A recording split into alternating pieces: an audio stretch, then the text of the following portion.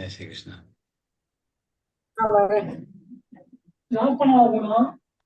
Light off பண்ணாது, class இருக்கு.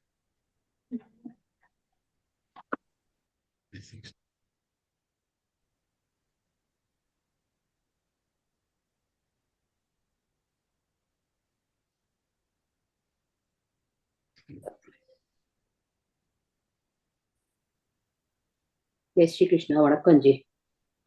वणक्कम मां. जय श्री कृष्ण.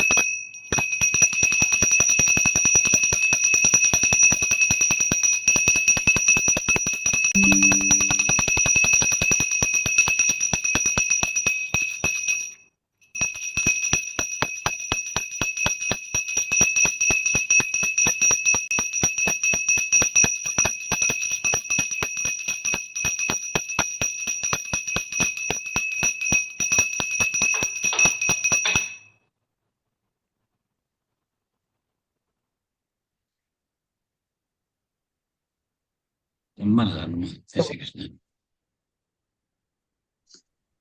சொல்லலாமா சார்? சொல்லுங்கம்மா. ஓம் பார்த்தாய பிரதிபோதிதாம் போதிதாம் பகவதா நாராயணேன ஸ்வயோ व्यासेन ग्रथितां पुराणमुनिना मध्ये महाभारतम् अद्वैतामृतवर्षिणीं भगवतीमष्टादशाध्यायिनीं मम्बत्वामनुसन्दधामि भगवद्गीते भवत्पेशिनी। नमोऽस्तु ते व्यासविशालबुद्धे पुल्लालगुण्डायतपत्रनेत्र येन त्वया भारततैलपूर्ण प्रज्वालितो ज्ञानमयप्रदीपः. என்ன ரெண்டு இருக்கு, அதையும் முடிச்சிடுறேன். प्रपन्न पारिजाताय स्तोत्रवेत्रैकपाणये ज्ञानमुद्राय कृष्णाय गीतामृततुल्ये नमः। वसुदेवसुतं देवं कंसचाणूरमर्दनं देवकी परमानन्दं कृष्णं वन्दे जगद्गुरुं श्रीकृष्णं वन्दे जगद्गुरुं। श्रीकृष्ण. ओम नमो नारायण. जय श्री कृष्ण सर. नमो नारायण. जय श्री कृष्ण जी. जय श्री कृष्णा. இந்த 6வது அத்தியாயத்துல இருக்கோம். 11 ஸ்லோகங்கள் முடிச்சிருக்கோம். இன்னைக்கு 12, 13, 14 இந்த 3 ஸ்லோகங்கள் இருக்கும். தியான யோகத்தை பத்தி எப்படி தியானம் பண்றதுங்கிறதுனால ஒரு அத்தியாயம். முதல்ல பிரேயரோட பிரார்த்தனையோட ஆரம்பிக்கலாம். बन्धुरात्मात्मनस्तस्य येनात्मैवात्मना जितः अनात्मनस्तु शत्रुत्वे वर्तेतात्मैव शत्रुवत् सर्वभूतस्थमात्मानं सर्वभूतानि चात्मनि ईक्षते योगयुक्तात्मा सर्वत्र समदर्शनः. 3வது ஸ்லோகத்திலிருந்து ரிவிஷன் பண்ணிட்டு 11 ஸ்லோகம் முடிச்சுட்டு அப்புறம் ஸ்லோகங்கள் 12, 13, 14 எடுத்துக்கலாம். ஆருருக்ஷோர்முனேர்யோகம் கர்ம காரணமுச்யதே யோகாரூಢஸ்ய தஸ்யைவ ஷமः காரணமுச்யதே யதா ஹினேந்திரியார்த்தேஷு ந கர்மஸ்வனுஷஜ்ஜதே சர்வசங்கல்ப சந்நியாசி யோகாரூಢஸ்ததோச்யதே. उद्धरेदात्मनात्मानमात्मानमवसादयेत् आत्मैव ह्यात्मनो बन्धुरात्मैव रिपुरात्मनः बन्धुरात्मात्मनस्तस्य येनात्मैवात्मना जितः अनात्मनस्तु शत्रुत्वे वर्तेतात्मैव शत्रुवत् जितात्मनः प्रशान्तस्य परमात्मा समाहितः शीतोष्णसुखदुःखेषु तथा मानापमानयोः ज्ञानविज्ञानतृप्तात्मा कूटस्थो विजितेन्द्रियः युक्त इत्युच्यते योगी समलोष्टाश्मकाञ्चनः सुहृन्मित्रार्युदासीन मध्यस्थद्वेष्य बन्धुषु साधुष्वपि च पापेषु समबुद्धिर्विशिष्यते योगी युञ्जीत सततमात्मानं रहसि स्थितः एकाकीयत चित्तात्मा निराशीरपरिग्रहः शुचौ देशे प्रतिष्ठाप्य स्थिरमासनमात्मनः नात्युच्छ्रितन्नातिनीचै चैला जिनकुशोत्तरम् உஷ புல்லு மேல உட்கார்ந்துட்டு பண்ணணும் அப்படின்னு தியானம் பண்ணணும் அப்படின்னு பகவான் சொல்றார். அடுத்த ஸ்லோகத்திலையும் தியானம் எப்படி பண்ணணுங்கிறதுக்கு தான் வழி சொல்லிட்டு இருக்கார். தத்ரைகாக்ரம் மனః கிருத்வா யத சித்தேந்திரிய கிரியः उपविश्यासने युञ्याद् योगमात्मविशुद्धये तत्र तत्रன அந்த ஆசனத்தில் ஏகாக்ரம் ஒரு மனதாக மனஹ மனம் கிருத்வா செய்து யத சித்தேந்திரிய கிரியஹ மனதையும் இந்திரியங்களையும் கட்டுப்படுத்தி உபவிஷ்ய அமர்ந்து ஆசனே ஆட்கையில் கர்மடத்தில் யுஞ்யா ஈடுபாடு யோகம் யோகம் ஆத்ம தன்னோட விஷுத்தயே தூய்மைப்படுத்தல் என்ன சொல்றதுன்னா அந்த ஆசனத்தில் அமர்ந்து மனதை ஏகாகிரகம் ஆக்கி மனதையும் இந்திரியங்களையும் கட்டுப்படுத்தி யோகத்தில் ஈடுபட்டு தன்னை தூய்மைப்படுத்த வேண்டும் பகவான் சொல்றார். வருஷான பார்க்கலாம். தத்ரைகாக்ரம் தத்ரை தமிழ் ஆகாத் கொடுத்து காக்ரம் காமில் ஆகாத் கொடுத்து தத்ரைகாக்ரம் மன கிருத்வா கிருத்வா மேல் ஆகாத் கொடுத்து யத சித்தேந்திரிய கிரியஹ யத சித்தே ரெண்டு தான் இருக்கு, அப்புறம் இன்னும் தர மூணு இருக்கு. சித்தேந்திரிய கிரியஹ உபவிஷ்யாசனே யுஞ்யாத் உபவிஷ்யா வீமலாக சனே யுஞ்யாத் ஜ ய மூணு இருக்கு. ஞஞ்யாத் யுஞ்ஜ ய யுஞ்யாத் யோகமாத்ம விஷுத்தயே யோகமாத்ம மாமலாக விஷுத்த இதந்த விஷுத்தயே தத்ரைகாக்ரம் மனः கிருத்வா யத சித்தேந்திரிய கிரியः உபவிஷ்யாசனே யுஞ்யாத் யோகமாத்ம விஷுத்தயே. எப்படி உட்காரணும்னு 12வது 13வது ஸ்லோகத்துல சொல்லிட்டு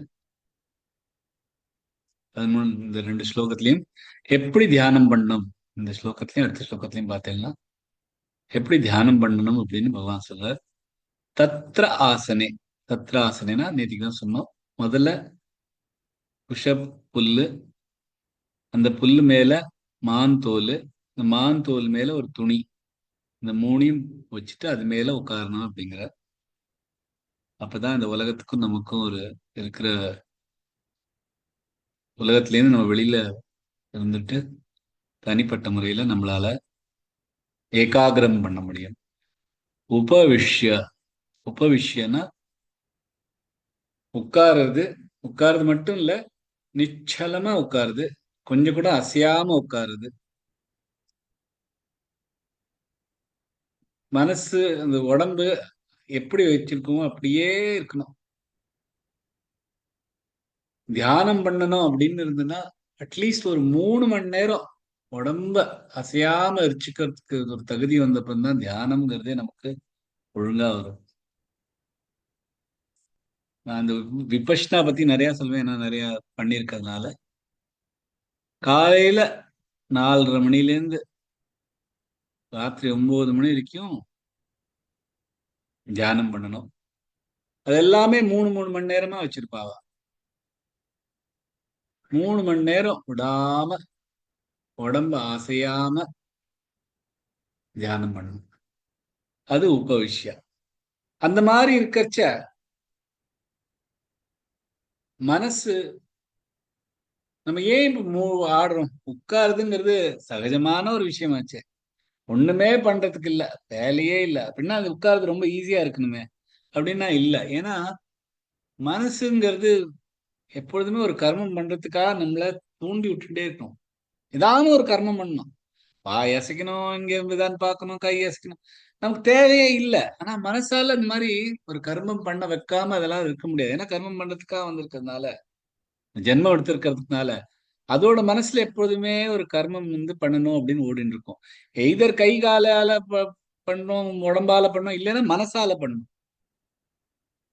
ஸோ அதனாலதான் உடம்ப நிச்சலமா வைக்க முடியறது இல்ல. எவ்வளவுதான் யோசிச்சு பார்த்தாலும். அப்படியே உட்காரணும் அப்படின்னா 3 மணி நேரம் அப்படியே உட்காரணும்னா எவ்வளவு கஷ்டம். ஆனா பிராக்டிஸ் பண்ண பண்ண பண்ண அது ஒழுங்காயிடும்.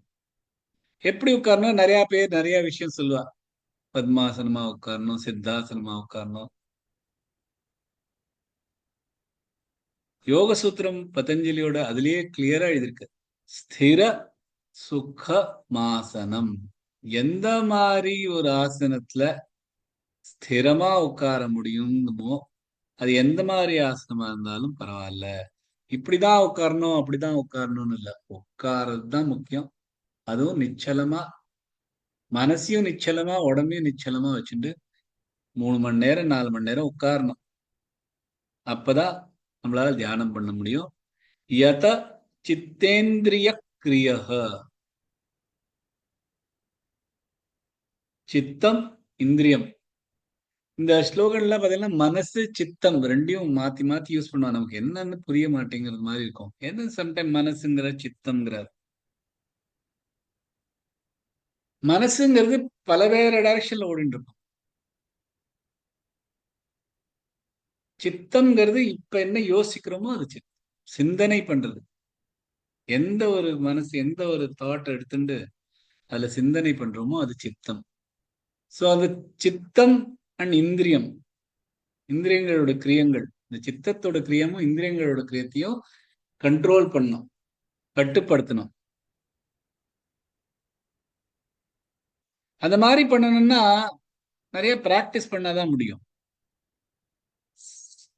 நம்ம சகஜ வாழ்க்கையில இந்த மாதிரி நம்ம அதை பிராக்டிஸ் பண்ண முடிஞ்சதுனாதான் தியானம் பண்றத உட்காரிச்சு அது பண்ண முடியும். சடனா நான் முழுக்க இங்கேயும் அங்கேயும் ஓடி பறந்து கறந்து பண்ணிட்டு அப்புறம் சடனா நான் உட்காந்து மெடிடேஷன் பண்றேன் அப்படின்னு நிறைய பேர் பண்ணுவாங்க. அது முடியாது. மனசு இங்கேயும் இங்கேயும் அங்கேயும் ஓடிட்டு இருக்கு, உடம்பெல்லாம் இங்கேயும் அங்கேயும் இந்திரியங்கள்லாம் இப்படி எல்லாம் பண்ணிட்டு சடனா எல்லாத்தையுமே நான் கண்ட்ரோல் பண்ணிட்டு உட்காருவேன் அப்படின்னா அது தனக்குத்தானே ஒரு பொய் சொல்லுது. நான் ஆபீஸ்ல இருந்து வந்துட்டு 1/2 மணி நேரம் மெடிடேஷன் பண்ணிட்டு தான் நான் சாப்பாடு சாப்பிடுவேன் அப்படின்னு நிறைய பேர் சொல்லுவா. அந்த மாதிரி பண்றவளை பார்த்தா நானே பிரமிச்சுட்டு இருப்பேன். எப்படி வாழால பண்ண முடியும்? நான் முழுக்க இங்க எங்கேயும் ஓடிட்டு சகஜ உலகத்துல எதுலயுமே கண்ட்ரோல் இல்லாம இருக்கிற, மனசுலயும் கண்ட்ரோல் இல்ல, இந்திரியங்கள்லயும் கண்ட்ரோல் இல்லாம சடனா வீட்டுக்கு வந்துட்டு 1/2 மணி நேரம் மெடிடேஷன் பண்ண முடியாத காரியம். முடிஞ்சதுன்னா அவளுக்கு நல்லதுதான், இல்லைன்னு சொல்ல. ஆனா எனக்கு தெரிஞ்சு அது முடியாது. ஏன்னா எல்லாமே பிராக்டிஸ்ல இருந்து தான் வருது.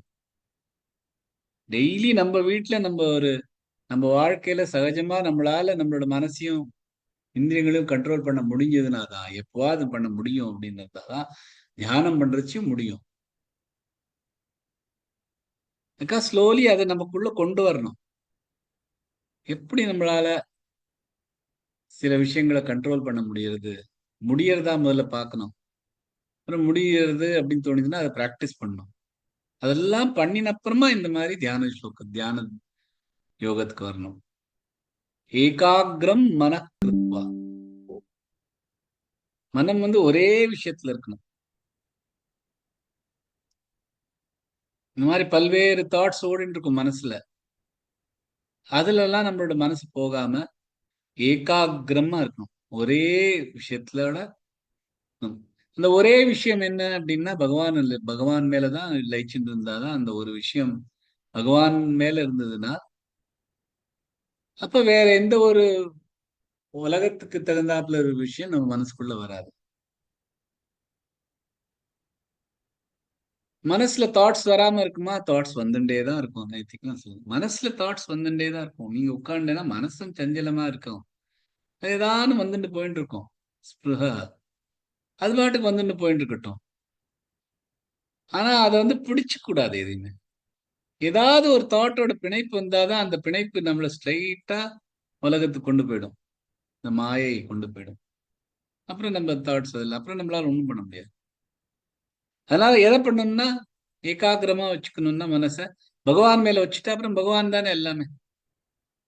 பகவானை தான் நமக்கு பகவானை தான் மீட் பண்ணணும்னு இருக்கோம். பகவானோட லைஞ்சு நம்ம மோட்சம் பெறணும்னு இருக்கோம். உட்கார்ந்து இருக்கிறச்சே பகவான்லயே தாட்ல வச்சுட்டோம்னா அப்புறம் மனசு வேற எங்கேயுமே போகாது. அக்கா பகவான்னா என்ன பண்ணும்? எந்த மாதிரி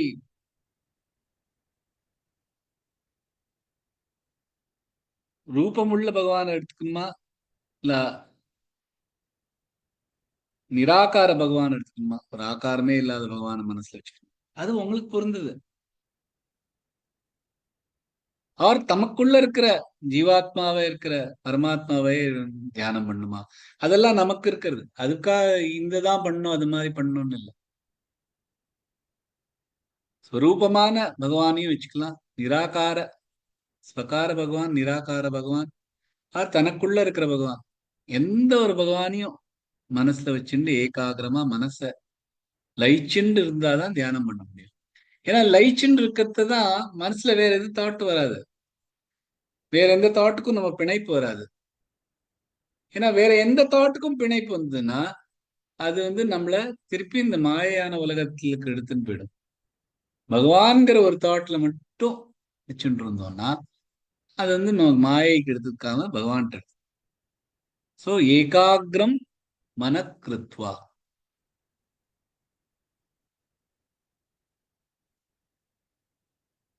யுஞ்சாத்யோகமாத்மா விஷுத்தயே.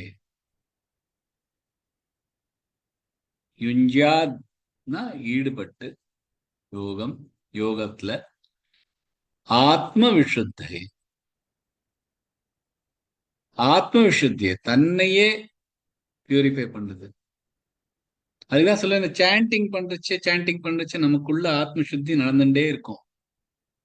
ஆத்ம சுத்தி ஒரு வேக்யூம் கிளீனர் மாதிரி நம்ம உள்ள போய் எடுத்துன்னு கிளீன் பண்றதெல்லாம் முடியாது.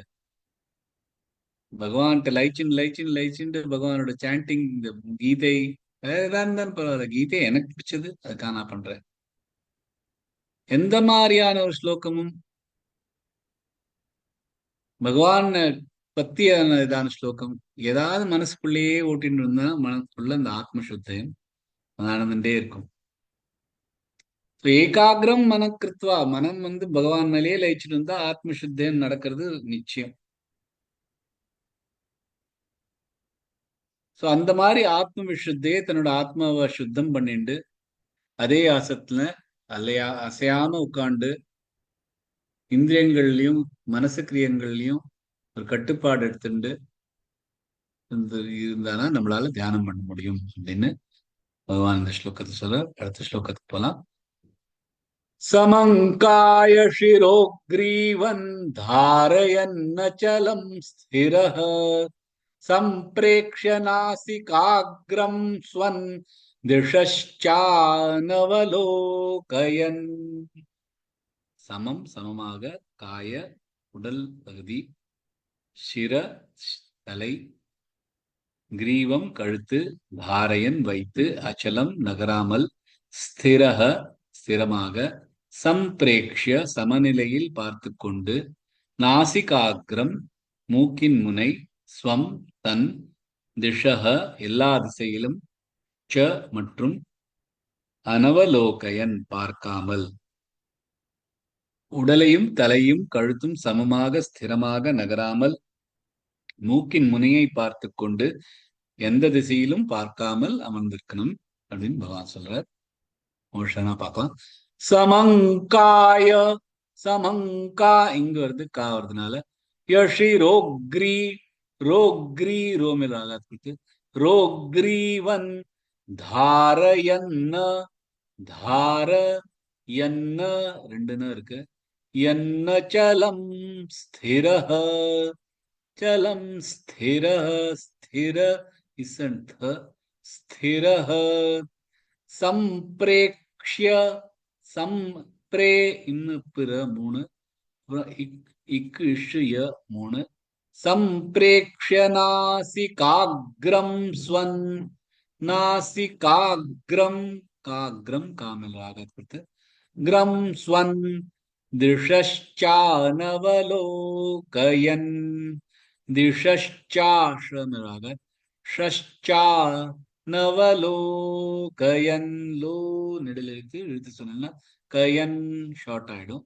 சமங்காய சிரோக்ரீவன் தாரயன்னச்சலம் ஸ்திரஹ, சம்பிரேக்ஷ்ய நாசிகாக்ரம் ஸ்வன் திஷஷ்சானவலோகயன். சமம் காய சிரோ கிரீவம் தாரயன்னச்சலம். இடுப்புக்கு மேல கழுத்துக்கு கீழே இருக்கிற நம்ம உடம்ப காய அப்படிங்கிறோம். கழுத்துக்கு மேல இருக்கிறது நம்மளோட சிர, தலை. சோ இந்த சிரம், கழுத்து அண்ட் காயம், இந்த மூணையும் ஸ்திரமா வச்சுக்கணும். உடம்புல எல்லா பாகங்களும் முக்கியம்தான். ஆனா ஒரு ஏகாகிரம் போகணும்னா இந்த மூணு தான் ஸ்திரமா இருக்கணும். அதாவது சிரம், கழுத்து, உடம்பு, இந்த மூணு தான் அவர் பகவான் சொல்றார். இந்த மூணு ஸ்திரமா அப்படியே நிக்க வைக்கணும். படுத்துட்டு பண்ணக்கூடாதா அப்படின்னு சொல்லலாம். எல்லாமே ஸ்திரமா இருக்குமே, கழுத்து, தலை, உடம்பு எல்லாமே ஒரே லைன்ல நிற்கும், படுத்துட்டு பண்ணலாமே அப்படின்னா, படுத்துட்டு பண்றது வந்து தமச குணம். படுத்துட்டோம்னா மனசு வந்து ஸ்ட்ரெயிட்டா இருட்டுக்கு தான் எடுத்துன்னு போகும். சோ இருட்டுல இருக்க சொல்லல, முழிச்சுன்னு தான் இருக்க சொல்ற. அப்படியே நின்னுண்டு பண்ணலாமே, எல்லாமே இருக்குமே, அப்ப ஸ்திரமா இருக்குமே. ஏன்னா நின்னுண்டு பண்றது வந்து ரஜசீக குணம். ஏன்னா நின்றுட்டு இருந்தோம்னா நம்மளோட உடம்புல இருக்கிற எனர்ஜி ரொம்ப தூவிண்டு வரும், இது பண்ணோம் அது பண்ணோம்னு. சோ உடம்போட எனர்ஜி முழுசா தூங்க விடாமையும் ஹைட் அண்ட் மோர் எனர்ஜியா நின்னுட்டு இருக்காமையும் சமமா இருக்கணும்னா அதுக்கு உட்கார்ந்து இருக்கணும். படுத்துட்டோம்னா எனர்ஜி படுத்துட்டோம், நின்னுட்டோம்னா எனர்ஜி எழுந்துட்டு வரும். நீங்களே கவனிச்சுக்கலாம். நின்னுட்டு இருக்கிறச்ச எனர்ஜி ஜாஸ்தி இருக்கும், ஏதாவது பண்ணிட்டு இருக்கணும்னு தோணும். நின்னுட்டு இருக்கிறது ரொம்ப கஷ்டமான விஷயம். நின்று இருக்கிறது தான் மேக்சிமம் எனர்ஜி வரும். ஏன்னா அந்த உடம்பு வந்து அதுக்கு பிராக்டிஸ் ஆயிருக்கு. இந்த மாதிரி நின்றுட்டோம்னா ஏதோ நடக்க போறது அப்படின்னு ப்ரிப்பேர்டா இருக்கணும். இப்ப ஏதாவது ஒரு அட்டாக் வருதுன்னா எல்லாருமே நின்றுட்டு தான் நிப்பா. ஏன்னா அந்த நின்று இருக்கிறச்ச சென்சஸ் எல்லாமே நீங்க பார்த்தேன்னா உங்க உடம்புல இருக்கிற இந்திரியங்கள் எல்லாமே அலர்ட்டா இருக்கும்.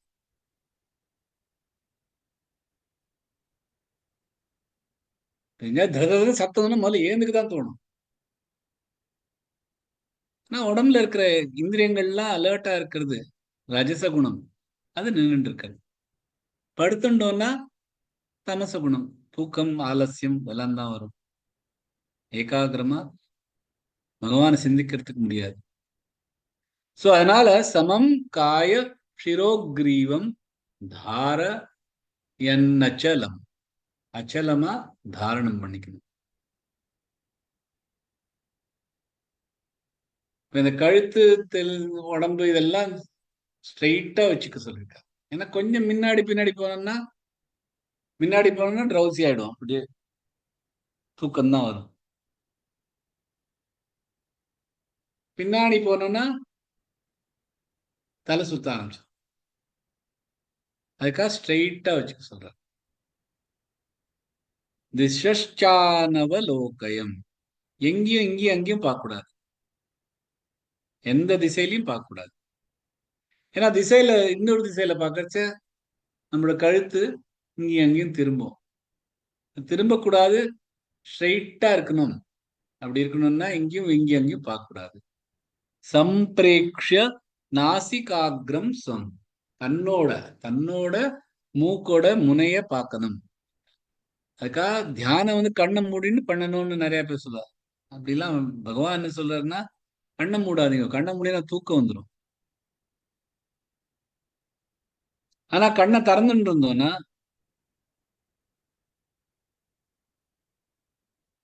நம்ம இங்க எங்கேயும் பார்த்து நம்ம அதோட அந்த பார்வை ஒரு இந்திரியம் தானே. அது உடனே பக்கத்துல என்ன நடக்கிறதோ சூழ்நிலைக்கு அது தகுந்தாப்புல நம்மளோட மனசை தூக்கின்னு போயிடும். சோ அது ரெண்டும் கூடாதுன்னு சொல்லிட்டு பகவான் என்ன சொல்லியிருக்காருன்னா, இந்த ரெண்டு கண்ணையும் மூக்கோடு முனையை பார்க்கறதுக்கு இருக்கணும். அடிச்சனா கண்ணும் ஸ்டெடி ஆயிடும், கண்ணு இங்க எங்கேயும் போகாது, கழுத்து இங்கேயும் எங்கேயும் போகாது, தியானத்துல இருக்கலாம், ஸ்திரமா இருக்கலாம். சோ இந்த மாதிரி உட்கார்ந்து பண்ணாதான் நம்மளால தியானம் பண்ண முடியும். இந்த மூக்கு முனைய பார்த்துண்டு உடம்பு ஸ்ட்ரெயிட்டா உட்காந்துட்டு பண்ணணும் அப்படின்னு பகவான் சொல்றார். அடுத்த ஸ்லோகம் போகலாம். பிரசாந்தாத்மா விகத பீர் பிரம்மச்சாரி व्रते स्थितः मनः संयम्य मच्चित्तो युक्त आसीत मत्परः. பிரசாந்தாத்மா, சாந்தமானவர். விகத பீஹி, பீன பயம், விகத பீஹின பயம் இல்லாமல், பிரம்மச்சாரி விரதே, பிரம்மச்சாரித்வம், பிரம்மச்சாரியா இருக்கணும், ஸ்திதஹ இருந்து, மனஹ மனம், சையம்ய கட்டுப்பாடுடன், மச்சித்தஹ தன்னில் கவனம் வைத்து, யுக்த தேடுபவர், ஆசீத உட்கார்ந்து, மத்பரஹ என்னை பரமமாக வைத்து. என்ன சொல்ற பகவான? சாந்தமான பயமில்லாத பிரம்மச்சாரியம் விரதம் வைத்தவர் மனதை கட்டுப்பாடுடன் உட்கார்ந்து தன் மனதை முழுமையாக என்னில் வைத்து என்னையே பரமமாக வைக்க வேண்டும். பகவான் சொல்ற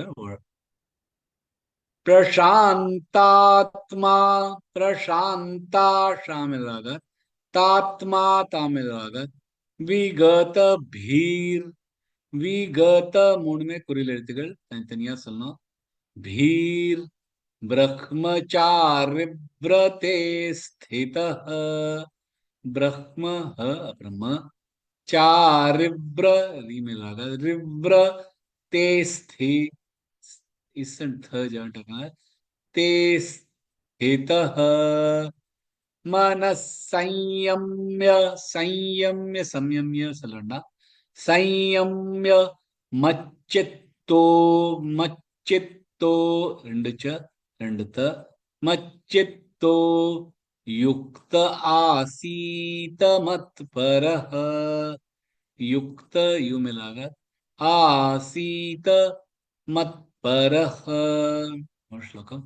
பிரசாந்தாத்மா விகத பீர் பிரம்மச்சாரி व्रते स्थितः मनः संयम्य मच्चित्तो युक्त आसीत मत्परः.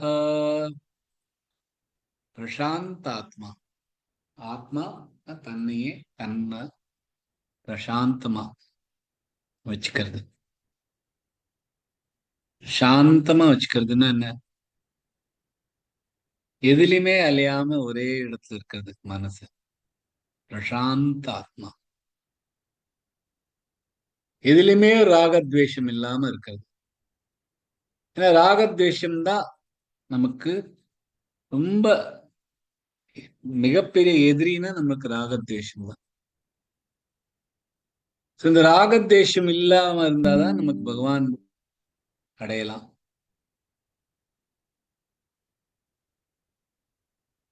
இந்த ராகத்வேஷம் இல்லாத சாதக் யாரா இருந்தாலும் பகவானை தான் அடையணும்னு ஒரே நோக்கத்துல இருக்கிறவா, இந்த உலகத்துல இருக்கிற பொருட்கள்கிட்ட சம்பந்தம் இல்லாம இருக்கிறவா,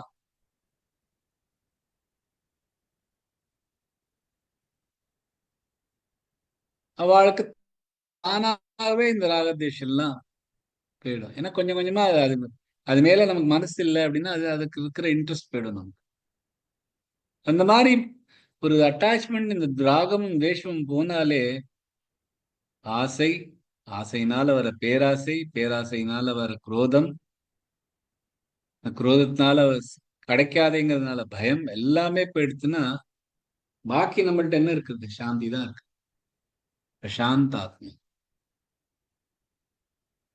இந்த ராகத்வேஷம் தான் நம்மளோட சாந்திய, நமக்கு மனசுல இருக்கிற சாந்தத்தை கெடுக்கிறதுனா அது ரெண்டு தான். சோ அது இல்லாம இருந்தோம்னா பிரசாந்த ஆத்மாவா இருக்கலாம்.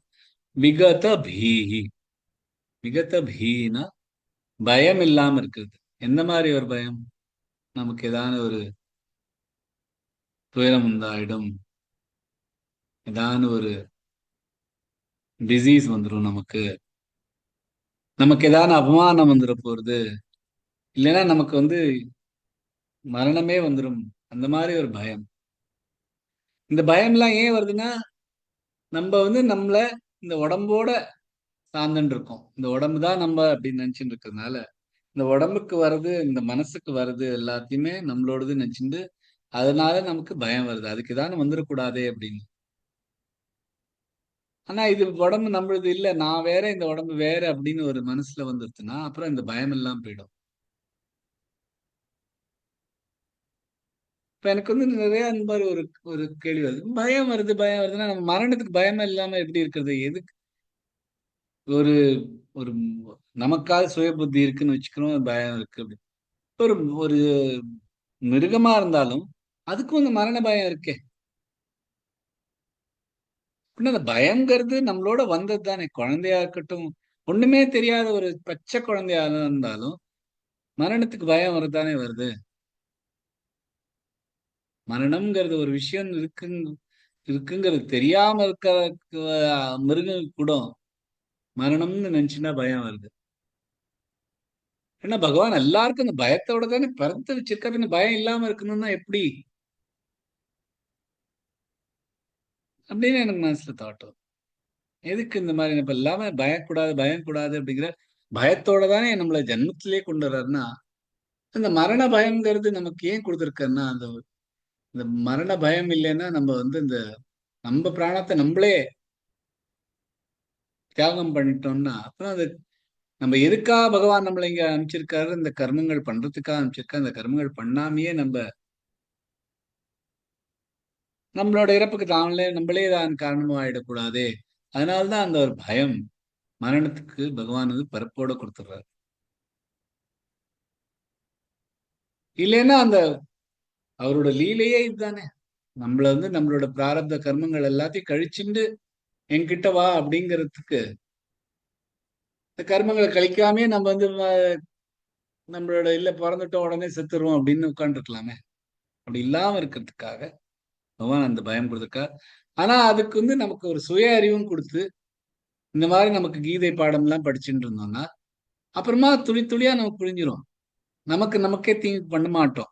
ஏன்னா நமக்கு புரியுறது நம்ம இங்க வந்திருக்கிறது நம்ம பிராரப்த கர்மாவை பண்ணிட்டு வேற எந்த கர்மாவும் நம்ம சேர்த்துக்காம இருந்தோம்னா பகவான் நமக்கு கிடைச்சிருவா. அதுக்காக தான் நம்ம இங்க வந்திருக்கோம். இந்த கர்மங்களை நம்ம பண்ணாம போயிட்டோம்னா அது இன்னும் ஆட் தான் ஆகும். ஸோ அந்த மாதிரி ஒரு புத்தி வந்த அப்புறமா தான் இந்த பயம் நமக்கு போகும். விகத பி பயங்கிறது இந்த மரண பயம் கூட போகணும்னா அதுக்கும் ஒரு லெவல் ஆஃப் மெச்சூரிட்டி வேணும். அப்பதான் அந்த பயம் போகும். அதுக்காக மரணத்துக்கு பயப்படாத நான் அதுக்கு ஒரு ட்ரெயினுக்கு முன்னாடி குதிப்பேன்னா மாட்டேன். பயம் இல்லைங்கிறதுக்காக நான் அதுக்கு அதை அதை அதை எடுத்துக்க மாட்டேன். எனக்கு மரணத்துக்கு பயம் இல்லை, ஸோ நான் மரணத்தை எடுத்துப்பேன் அப்படிங்கிறது இல்லை. எனக்கு மரணத்துக்கு பயம் இல்லை, அது வரைச்ச வரும். அதுக்குன்னு வேலை இருக்கு, அதுக்கு வரும், அப்ப வரட்டும். நான் அதுக்காக பயப்பட மாட்டேன் அப்படிங்கிறது தான் விகதபி. ஸோ பிரசாந்தாத்மா விகதபி பிரம்மச்சாரி பிரதே ஸ்திதா. பிரம்மச்சரியமா இருக்கணுங்கிறது. பிரம்மச்சரியம்னா வெறும் ஒரு காமம் இல்லாம இருக்கிறது மட்டும் இல்ல. பிரம்மச்சரியம்ங்கிறது மனுஸ்மிருதியில நிறைய எழுதியிருக்கு பிரம்மச்சாரின்னா எப்படி இருக்கணும்னு. ஏன்னா பிரம்மச்சாரிங்கிற ஒரு பருவம் இருக்கிறது ஹை எனர்ஜி பருவம். அதுக்காக தான் மனுஸ்மிருதியில இந்த பிரம்மச்சாரியத்துக்காக இவ்வளவு நிறைய விதிமுறைகள் கொடுத்துருக்கா. காலையில எழுந்து குளிக்கணும், அம்மா அப்பாவுக்கு சேவகம் பண்ணணும், அந்த மாதிரி நிறைய காலையில இருந்து சாயங்காலம் வரைக்கும் என்ன பண்ணுங்கிறது கிளியரா எழுதி கொடுத்துருக்காங்க மனசு. பிரம்மச்சாரித்துவம் கடைபிடிக்கணும்னா இந்த மாதிரி ஹை எனர்ஜி ஆக்டிவிட்டிஸ் எல்லாம் விட்டுட்டு இருக்கிறது. ஹையஸ்ட் எனர்ஜி ஆக்டிவிட்டி அப்கோர்ஸ் காமம்.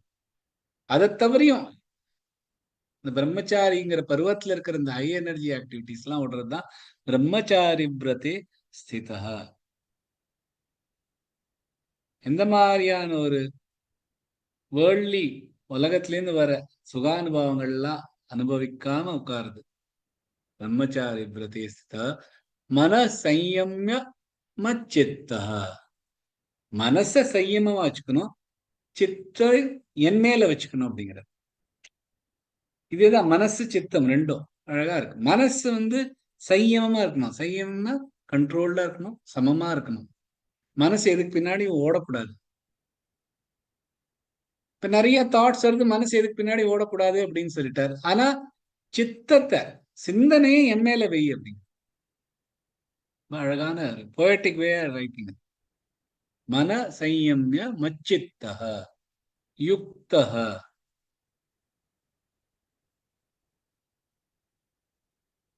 யுக்தகன்னா யாரு? நம்மள மாதிரி இருக்கிற சாதகர்கள். நம்ம மாதிரி இருக்கிற சாதகர்கள் பிரசாந்தாத்மத்தோட விகதபிக பயம் இல்லாம பிரம்மச்சாரித்துவத்தை கடைபிடிச்சுட்டு மனசு சைமத்துல கொண்டு வந்துட்டு சித்தங்கள்லாம் என் மேல விட்டேன்னா ஆசீத மத்பரஹா. உட்கார்ந்து கச்ச என் மேலேயே தியானம் வச்சுட்டு இருக்கணும். வித்தவுட் எந்த ஒரு ஆசையும் இல்லாம, எந்த ஒரு காமமும் இல்லாம, எந்த ஒரு பிணைப்பும் இல்லாம, தான்கிற ஒரு நினைப்பும் இல்லாம இருந்தேன்னா என் மேல தியானம் பண்ண முடியும் அப்படின்னு பகவான் இந்த ஸ்லோகத்தை சொல்ற. இதோட என்னோட கிளாஸ் முடிச்சுக்கலாம். ஜெய் ஸ்ரீ கிருஷ்ணா.